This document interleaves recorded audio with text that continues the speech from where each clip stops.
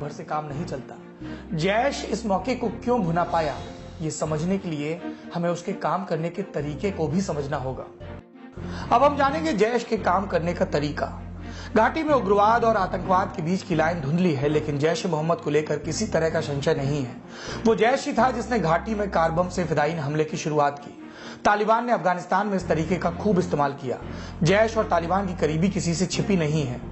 जैश के काडर के पास अफगानी लड़ाकों वाली ट्रेनिंग है जो ऐसे हमलों में उसके काम आती है। जैश नए नए तरह के टारगेट चुनता रहता है। एक विधानसभा, एक आर्मी बेस, एयरफोर्स का बेस, देश की संसद और सड़क पर चलता अर्धसैनिक बलों का काफिला। ये एक मनोवैज्ञानिक दबाव पैदा करने की कोशिश होती है, लेकिन जैश को घाटी के दीगर गुटों से साफ तौर पर अलग ये बात करती है कि वो कश्मीर से बाहर भी हमले करता है। संदेश ये कि कश्मीर की कथित आजादी की लड़ाई घाटी तक सीमित नहीं है, और संदेश ये भी कि ये कश्मीर की लड़ाई नहीं है, ये एक काल्पनिक इस्लामिक राज्य की लड़ाई है। एक युद्ध है जो हर मोर्चे पर लड़ा जा रहा है, और ये मंत्र जैश को दिया था उसे बनाने वाले मसूद अजहर ने। हथियार से नहीं, दिमाग से आतंकवादी है मसूद।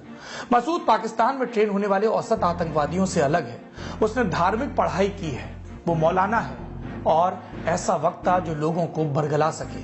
वो धर्म की बातों को अपनी आइडियोलॉजी में इस तरह गूंथता है कि लड़ने वाले को लगे कि वो एक पवित्र काम कर रहा है।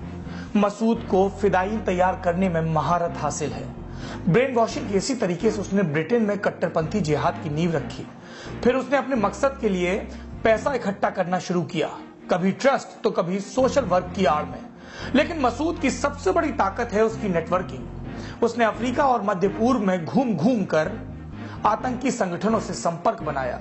मसूद की कोशिश है कि कश्मीर एक देश की समस्या न बनी रहे, उसे पूरी दुनिया के मुसलमानों से जुड़ा हुआ मुद्दा माना जाए, और इसमें उसके साथ कदम मिलाकर काम करती हैं ISI जैसी पाकिस्तानी एजेंसियां और कश्मीर के भी कई गुट। ये ISI का ही प्रश्रय था कि मसूद अजहर की हिम्मत परवेज मुशर्रफ पर भी हमला करवाने की हुई।